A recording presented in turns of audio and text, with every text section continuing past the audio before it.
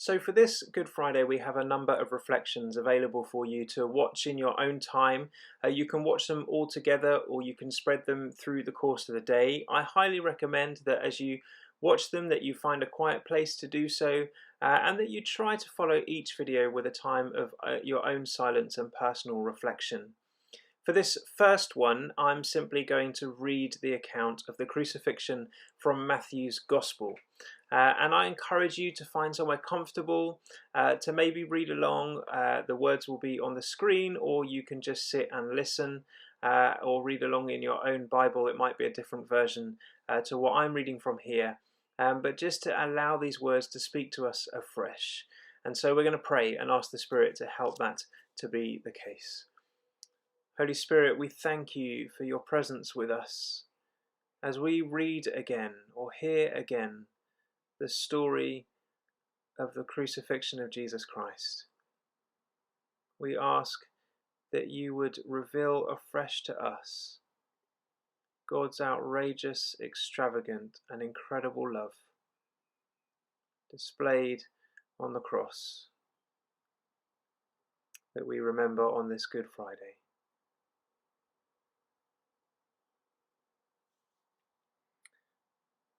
As they went out, they found a man of Cyrene called Simon. They compelled this man to carry his cross. And when they came to a place called Golgotha, which means place of the skull, they offered him wine to drink mixed with gall. But when he tasted it, he would not drink it. And when they had crucified him, they divided his garments among them by casting lots. Then they sat down and kept watch over him there. And over his head they put the charge against him, which read, "This is Jesus, the King of the Jews." Then two robbers were crucified with him, one on the right and one on the left. And those who passed by derided him, wagging their heads and saying, "You who would destroy the temple and rebuild it in 3 days, save yourself. If you are the Son of God, come down from the cross." So also the chief priests with the scribes and elders mocked him, saying, "He saved others. He cannot save himself. He is the King of Israel. Let him come down now from the cross, and we will believe in him. He trusts in God. Let God deliver him now if he desires him. For he said, 'I am the Son of God.'" And the robbers who were crucified with him also reviled him in the same way. Now from the 6th hour there was darkness over all the land until the 9th hour. And about the 9th hour Jesus cried out with a loud voice, saying, "Eloi, Eloi, lama sabachthani," which means, my God, why have you forsaken me?" And some of the bystanders, hearing it, said, "This man is calling Elijah."